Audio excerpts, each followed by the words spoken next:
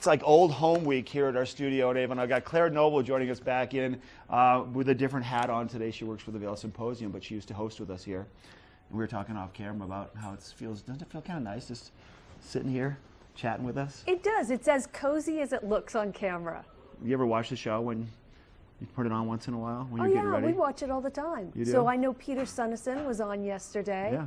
Yeah, And Peter's actually moderating the next event tomorrow night at the Antlers, right? He is. He's I think- moderating our event. Has he done a lot of that this summertime? He'll be great. I think he'll be really great. Well, you know, he's super enthusiastic, and then he has really the credentials, the academic credentials to moderate a program like this because it's on the environmental impacts on human health, and his background is in environmental studies.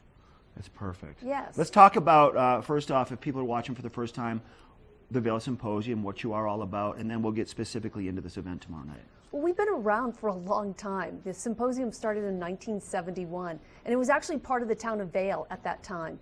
And I think sometimes in the 80s they spun it off as a nonprofit, and it's had different, let's just say, focuses over the years. Right now, our focus is really shifting to what we do well and that nobody else in the Valley really does. So a lot of what we call hot topics and geopolitical topics, but we'll still have the occasional health and adventure topic mixed in as well. Just so it appeals to a broader audience, I'm sure, right? Right. And tomorrow night's lecture, chat, whatever you want to call it, is very specific. I think a lot of people can pull something out of it, but what is it exactly? I guess you could explain it better than I can. You know, when we obviously. talk about climate change, what really comes to a lot of people's minds is the fact that, oh, it's getting warmer, or the polar ice cap is melting and the sea levels are rising, or there's more CO2 in the environment. But all of this is going to have an effect on us. It's not just going to decrease property values on the eastern seaboard in flood zones, it's also going to affect us. For example, areas that become wetter and more humid will increase their vector populations. So vectors, of course, cause disease. So you might see an uptick in diseases like malaria, dengue, Zika virus. There's also been a number of algae blooms. I don't know if you've seen these red tides in Florida. I was down there in the spring, in April, and we couldn't go to the beach because Naples was loaded with red tide, and I'd never been a part of that before, so yes. Well, and that has an impact on the human body. It kills fish for two reasons.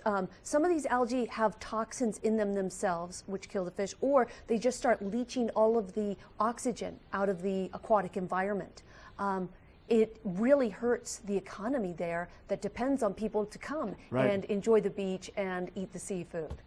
So tomorrow night at the Antlers. Yes. And tickets are still available? Yes, online, vailsymposium.org, or you can give us a call at the office, or you can buy them at the door, but they go up slightly. So before 2 o'clock tomorrow, they're $25. If you're a Vail Resorts employee or an Eagle County employee, it's $10. And vailsymposium.org is the website, right? Yes. Now, what's coming up? Anything hot coming down the pipeline that we need to know about real quick? Absolutely. Next week, we have Jung Pak coming to speak on North Korea. Her background is CIA. She's currently at the Brookings Institute, but she specifically looked into the Kim family, or researched, and really one of the experts on that family. You know, they're the only family that's run North Korea since its inception. And in the run-up to the summit in Singapore in early summer, she was one of the talking heads you saw on television all the time, because she's one of these experts on North Korea. So she can give us an idea of just what, from her perspective, is going on right now, what Kim is up to, and what she thinks his next moves are going to be. Is that a hot topic? It's a hot topic. It's an extra hot topic. But it's also geopolitical. Okay. Yes. And it's just amazing what you all do. All right, so let's shift gears a little bit. You know, today's National Talk Like a Pirate Day? I did not And this know is perfect that. for you, I think. I've been working on my Scottish accent, but I don't know if I can do the pirate accent. I got a joke for you. Can I tell you a quick joke? Sure.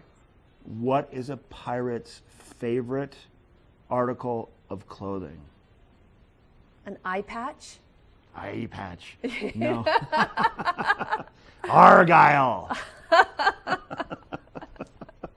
That could be your socks. It could be a vest. Anything like that. It's good to have you here, Claire. Thanks. It's good to be here. I want you to come back more often and visit us because we miss you. Invite me anytime. All right, we'll do that. So remember, tomorrow night, Vail Symposium, the Antlers, 5:30 is when the doors open. Tickets are available. You can go to vailsymposium.org. We have a look at that weather forecast coming up, and we're cooking in the kitchen in just a little bit on National Pirate Day.